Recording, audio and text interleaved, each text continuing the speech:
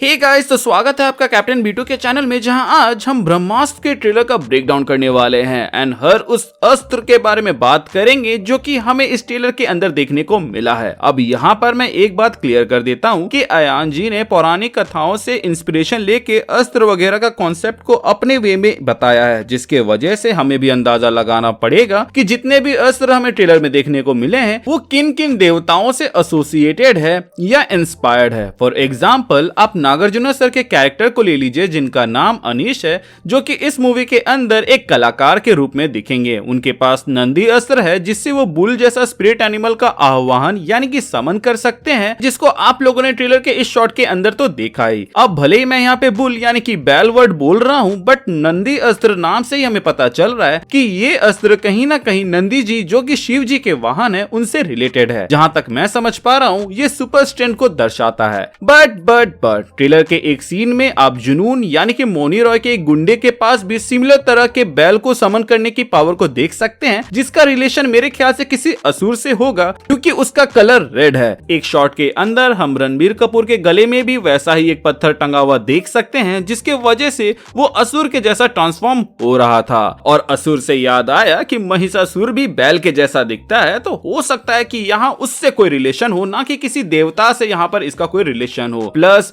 Trailer के बीच में हम रणबीर कपूर के कैरेक्टर शिवा को दुर्गा पूजा का भी पार्ट बनते हुए देख सकते हैं, तो मे भी कोई ना कोई रिलेशन हो। ट्रेलर से ये बात तो साफ हो गई है कि हर एक इंसान को कोई रेलिक चाहिए होगा जिससे वो पावर्स को यूज करके उसको अस्त्र के जैसा यूज कर सकते हैं, सिवाय शिवा जो कि इस मूवी का मेन हीरो है। इसीलिए उसके ऊपर हम वीडियो के एंड में बात करेंगे और शुरुआत में हम उन अस्त्रों के बारे में बात करेंगे जिसमें रेलिक की जरूरत पड़ती हो, जिसकी शुरुआत हम नागा अस्त्र से करेंगे, जिसको मैं टीजर में तो नहीं देख पाया था और ना ही समझ पाया था, बट मेरी ऑडियंस समझ गई थी एज कमेंट सेक्शन में कईयों ने इसे कमेंट किया था। सो कांग्रेचुलेशन गाइस, आपका गैस सही निकला।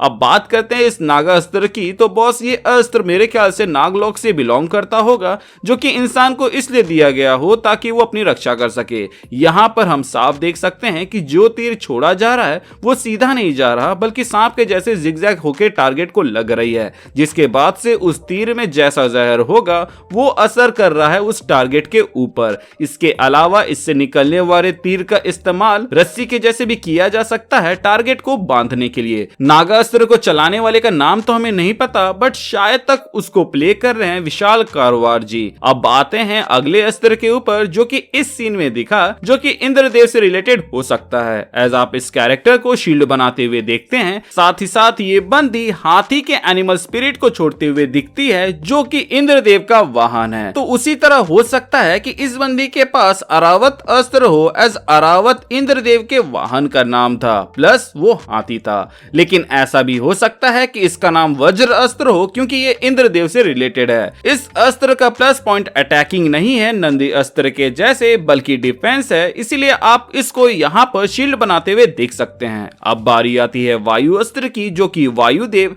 या पवन देव से रिलेटेड है, जहां यूजर को विंड मैनिपुलेट करने की पावर मिलती है, जिसके मदद से वो इस सीन के अंदर दो आदमी को हवा में उठा रहा है। अब बात करें अगले अस्त्र की, जो कि हनुमान जी से रिलेटेड हो सकता है, तो इसको हम अभी के लिए मारुति अस्त्र कहेंगे, जिसके मदद से वो हनुमान जी के स्पिरिट बॉडी को समन कर सकता है, जिसको आप यहाँ पे देख सकते हैं। जिस तरह नागार्जुना ने हाथ में अपने अस्त्र को पहना हुआ है, हो सकता है कि इस बंदे ने इस अस्त्र को अपने पैर में पहना हो, जो कि हम समझ भी सकते हैं एज उछल कूद करना इनका प्राइम मूव है, और तभी तो वो हवा में ऐसे पोज भी दे पा रहे हैं। अब बात करते हैं गुरुजी के अस्त्र के बारे में, जिसका नाम प्रभास्त्र है, जो कि स्वॉर्ड ऑफ लाइट है, जिससे हम समझ ही सकते हैं कि ये सूर्य देव से रिलेटेड है। ये बेसिकली एक तलवार है, बट इसको वो चाकू के जैसा छोटा भी कर सकते हैं, जैसा कि हम इस सीन के अंदर देखते हैं। अब बात करते हैं वरुण अस्त्र की, जो कि पानी को कंट्रोल कर सकती है,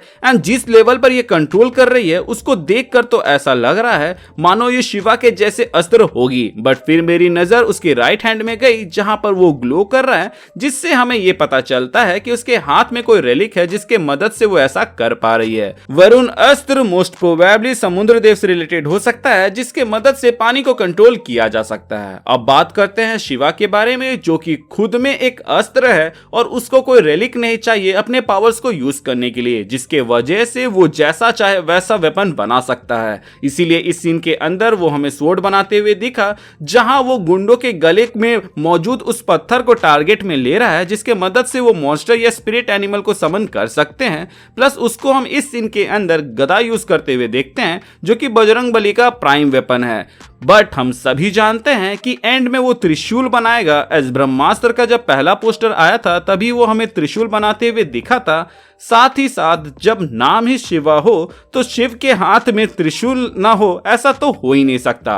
बट जो चीज थोड़ी सी शॉकिंग थी वो ये है कि त्रिशूल हमें ट्रेलर में इस मिस्टीरियस कैरेक्टर के पास भी दिखा, जिसका चेहरा हमें नहीं दिखाया गया, जिसके वजह से ऐसा स्पेकुलेशन किया जा रहा है कि ये SRK हो सकता है। एंड मैंने भी अपने लास्ट ब्रह्मास्त्र वाले वीडियो में कहा था कि ये शायद तक हमें फ्लैशबैक या स्टोरी मोड में दिखे, जिसके ऊपर हम अपने थ्योरी वाले वीडियो के अंदर बात करेंगे।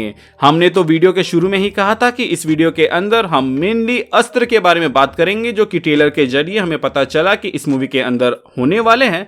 बट आपने इस वीडियो को यहां तक देख लिया है तो बिना कुछ डिटेल्स के तो हम आपको जाने नहीं देंगे। जैसे कि इस सीन के अंदर आप शिवा के आजू बाजू आग की जो मार्किंग को देखते हैं वो सूर्य देव का रेफरेंस हो सकता है। इसके अलावा इस सीन में जो जलता हुआ पंछी हमें उड़ता हुए दिखता है, हो सकता है कि ये शिवा का ही हो, एज हम उसको डिफरेंट तरह के अस्त्र बनाते हुए देख चुके हैं, तो शायद तक वो डिफरेंट तरह के एनिमल स्पिरिट को भी समन कर सकता है। रही बात मोनी रॉय की, तो क्योंकि ये नेगेटिव रोल में है तो इससे तो ऐसा ही लग रहा है मानो वो असुरों से पावर लेती है इन पत्थर के जरिए। एज इस सीन के अंदर जब शिवा के गले में ये पत्थर था तो उसको भी हम असुर जैसा ट्रांसफॉर्म होते हुए देख सकते हैं, जिससे ऐसा लगता है मानो यहाँ जो बैकग्राउंड में जो पत्थर के क्रैक्स दिख रहे हैं उन्हीं के टुकड़ों को इस्तेमाल करके जुनून और उसके गुंडे लोग को इस डायमेंशन से पावर मिलती है। शिवा का इस मॉन्स्टर में बदलने वाले सीन को देखकर तो ऐसा ही लगता है कि भले इस मूवी की मेन विलन जुनून यानी कि मोनी रॉय का कैरेक्टर हो,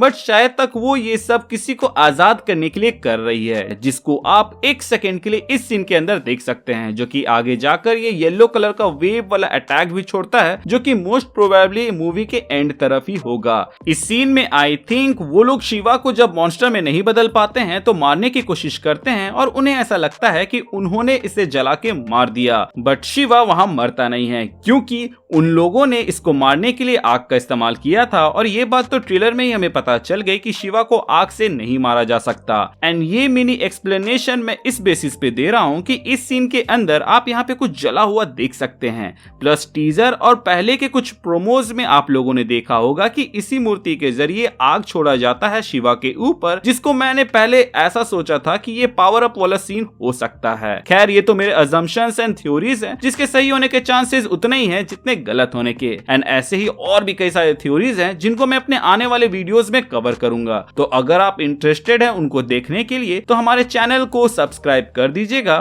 प्लस बेल आइकन भी दबा दीजिएगा ताकि आप उनको मिस ना करें। इसके अलावा अगर हमारा वीडियो अच्छा लगा हो तो अपने दोस्तों के साथ शेयर कीजिएगा, प्लस वीडियो को लाइक कर दीजिएगा ताकि हमें मोटिवेशन मिले। इसके आगे का तो आपको पता ही होगा, जो कि है हमारा छोटा सा मोटो, जो कि ये है कि लोगों की मदद करें, अपना ख्याल रखें एंड कीप मूविंग फॉरवर्ड का रट लगाकर आगे बढ़ते जाएं। Thank you for watching this video, stay tuned.